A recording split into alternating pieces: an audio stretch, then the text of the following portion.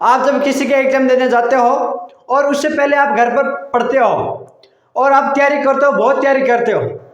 जब आप exam hall में जाते हो तो उस समय आपको जो जितना पढ़ा है उसमें से सिर्फ 70% तक आपको याद रहता है। और जब आप पेपर को हल करने बैठते हो और पेपर को हल करते हो तो उस समय आपको सिर्फ उस पेपर में जितना आपने पढ़ा है उसका सिर्फ 50% तक आप उसमें लिख पाते हो।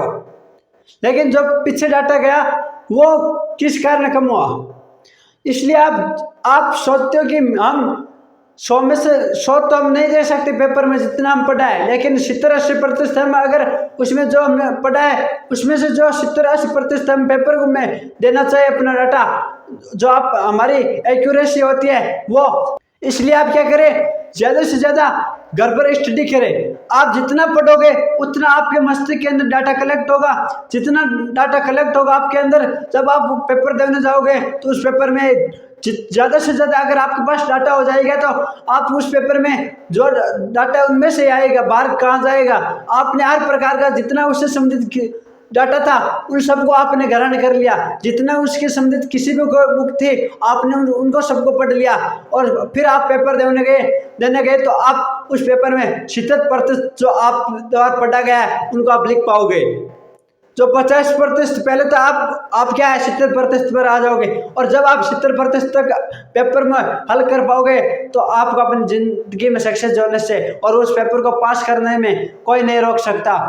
इसलिए आप घर पर जब भी स्टडी करें किसी एग्जाम की तो आप ज़्यादा से ज़्यादा उससे संबंधित कितनी भी बुक हो आप उसमें ज़्यादा समय दें, ताकि आपको प्रत्येक टॉपिक है उसको जो इम्पोर्टेंट मोस्ट पॉइंट होता है उसको आप अलग से लिखें, अलग से एक कॉपी बनाएं और उसमें जो इम्पोर्टेंट जो प्रत्येक टॉपिक होता है उसका जो मोस्ट पॉइंट होता है उसको लिखिए। और बाद में जब आप पेपर देने जाए तो आप उनको एक बार रिवीजन कर ले, ताकि आपको जो पीछे के जितना आपने याद किया है वो आपको एक बार अपने मस्तिष्क में अपने माइंड में याद आ जाए कि मैंने क्या क्या पढ़ा है। और जब आप पेपर देने जाओगे तो उस समय वो आपको याद रहेगा कि मैं अभी ये देख के आया था। इसलिए आप किसी भी एग्जाम की तैयारी करते हो तो आप क्या करो, जिस विषय की तैयारी कर रहे हो जिस एग्जाम की उससे संबंधित जितनी बुक है उनको इकट्ठा करो और उसमें प्रत्येक टॉपिक को अपनी कॉपी में लिखो और जो महत्वपूर्ण बिंदु है उसको अलग लिखो कि ये मोस्ट है।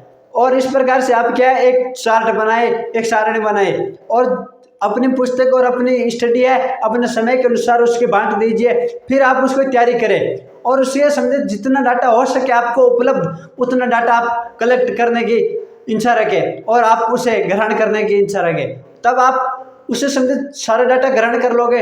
जब आप पेपर देने जाओगे तो आप 70-80% तक आपकी एक्यूरेसी होगी पेपर में, वो आप दे पाओगे। दोस्तों यह जानकारी आपको कैसी लगी? इस प्रकार का वीडियो और देखने के लिए और इस प्रकार की और नॉलेज से संबंधित कोई भी जानकारी पाने के लिए आप हमारे चैनल को सब्सक्राइब करें और ताकि आपको इस प्रकार की जो नॉलेज की जानकारी है वो मिल सके।